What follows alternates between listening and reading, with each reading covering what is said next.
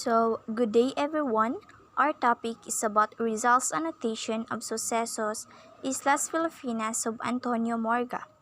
So, before we proceed our topic, let's define some terms related to our topic. First, what is annotation? Annotation is a short explanation or note added to a text or image or adding short explanation or notes. For example, a note that you scribble in the margin of your textbook is an annotation, as is an explanatory comment that you add to a list of tasks at work. Something that has had such notes added to it can be described as annotated. Next is sucesos. Sucesos is a word of an honest observer of a versatile bureaucrat who know the workings of the administration from the inside. De Morga Sanchez Garay was a Spanish lawyer and a government official during the 17th century and a high-ranking colonial official for 43 years in the Philippines, New Spain, and Peru, where he was president of the Real Audiencia for 20 years. He is also a historical anthropologist and author of Sucesos de las Islas Filipinas. He wrote the first formal history of the Philippines conquest by Spain. He is a doctor in canon and civil law. About the Sucesos de las Islas Filipinas, one of the important works of the Philippines about the colonization of Spain, published by Antonio de Morga in Mexico, 1609. It explains the political, social, and economical aspects of a colonizer and a colonized country. The book is based on the experience and observation of Antonio de Morga. It is annotated by Jose Rizal with a prologue by Dr. Ferdinand Blumentritt. His full name is Jose Protasio Rizal Mercado y Alonso Realonda. He was a patriot, physician, poet par excellence, and novelist who inspired the Philippines nationalist movement. So Jose Rizal's full name is Jose Protasio Rizal Mercado y Alonso Realonda. Siya kuno kay usa ka patriot, physician, poet par excellence, and novelist nga mao'y nahimong inspirasyon sa Philippine nationalist movement. So Jose Rizal, he also considered the national hero of the Philippines.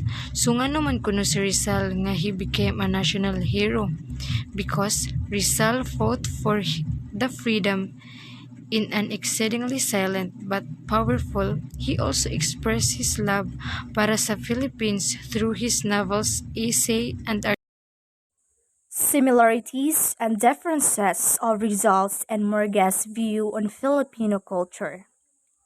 The differences of Rizal's and Morga'S view. Morga'S view. He was critical of the system of government, which he said barely existed because there were no powerful figure that ruled over myriad communities, most of them coastal, each with its own set of leaders. While the Rizal's view, he thought that it was better that way, and that there is no need for the communities to be holden to one ruler who didn't even live among them and wasn't familiar with their needs and problems. While the similarities of Morga'S view and Rizal's view, which is government. Similarities and differences of Rizal and Morga'S view on Filipino culture. Morga'S view has said that cotton was grown extensively in practically all the islands, which natives sold as thread and woven fabrics to Chinese and other foreign merchants. While Rizal's view that Rizal clarified that Morga must have meant cinnamon, which was woven from abaca thread that comes from the trunk, not the leaves. Similarities and differences of Rizal and Morga'S view on the Filipino culture of natives. Morga was fascinated with social organizations of the natives, and he also described origins, differences, privileges of social classes, upward and down, mobility, and to inheritance of position and titles. Unya, ang Rizal said kay he emphasized that native women, unlike their European counterparts, and never lost their noble titles and marriage. Unya, ang groom said kay maoy mohatag sa parents sa bride and a dowry because they were losing a precious daughter. The similarities and differences of Rizal and Morga'S view on Filipino culture. And this is pertaining to the social context. So, for Morga, about namamahay, his view are namamahay are those who help build their master's house and serve frequently as helpers when there are guests, and serve their master when the master requires them to without compensation. So for this, makaingon jud ta nga Morga, ang tan-aw ra niya sa namamahay kay low ra jud kaayo cause he always makes do the work without giving them a salary for their hard work. While for Rizal's view about namamahay is that namamahay slaves still exist but they are now called kasama. They are now partners or laborers of a capitalist or farmer. So for Rizal, namamahay are partners that will help capitalists or farmers make the work more easier. And they don't see them as mere servants like Morga'S view, but he sees them as someone nga muhalili. So let's move on to marriage or family. For Morgan's view, the groom contributes a dowry that he had received from his parents, while the bride does not bring anything until she inherits some from her parents. So this type of culture is pretty common in different countries. Some guro diri is Philippines but not in majority. So for Rizal's view about this, a Filipino woman helps his husband and is not seen as a burden when they get married. To a man, marrying means getting introduced to a lifestyle that a bachelor is not accustomed with, especially in terms economy or financially. So, we can say this is true, kay kasagaran sa mga lalaki in their marriage life would go through different jobs and opportunities to feed his families. And ang babae is seen as the ilaw ng tahanan, ang guide sa panimalay. Now let's move on to another view of Morgan for social context. Morga said that in every island or provinces, many principles were known among the people, some being more important and having followers, which families and barrios obeyed and respected.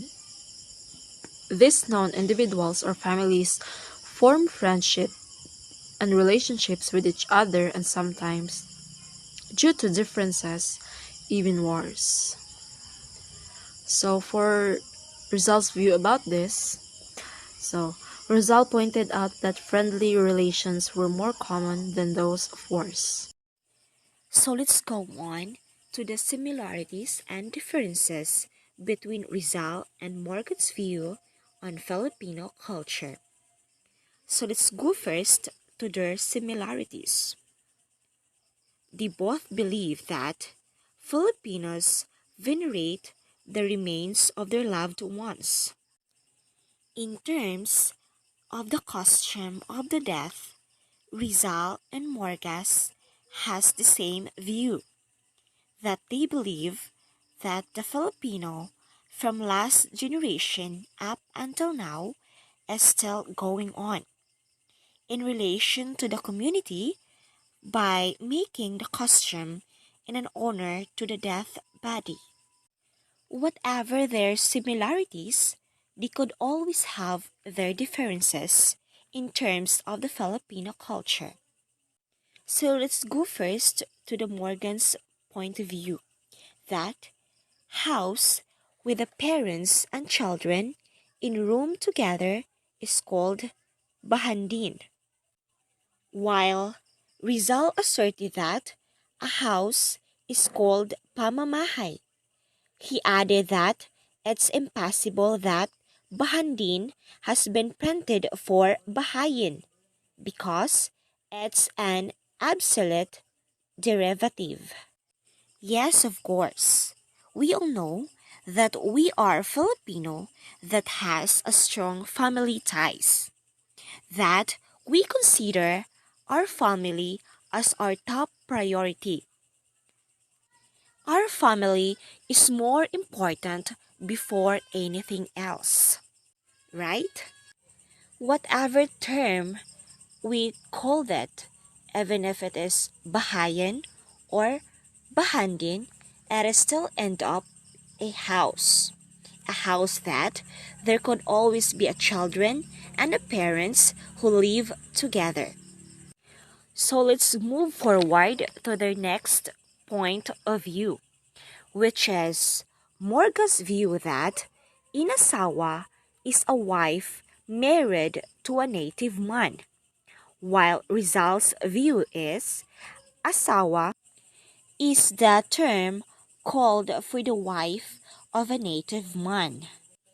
Obviously, nowadays, it is not familiar that someone called you asawa or inasawa. It is commonly known as husband and wife. We Filipino, as long as a man and a woman married together, it is obviously called husband and wife.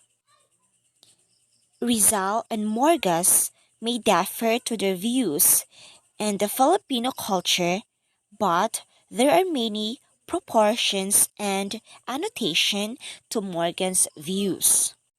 Lastly, we can give or show our different point of views, but we must always remember that there could always have a basis on that particular point of view. Thank you for listening.